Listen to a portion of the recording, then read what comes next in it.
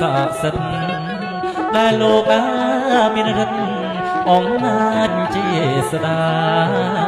សូមលោកជាមកគុំក្រមរាំងសា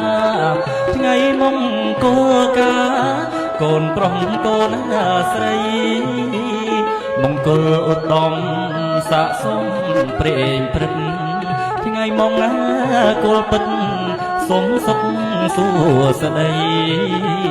មេត្តាបិតាសាច់ញាតិប្រុសស្រីសុំសុខសួស្តីសិរី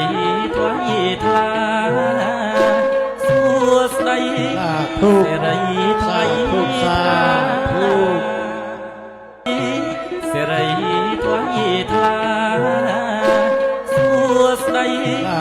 សិរីថ្លៃថ្លា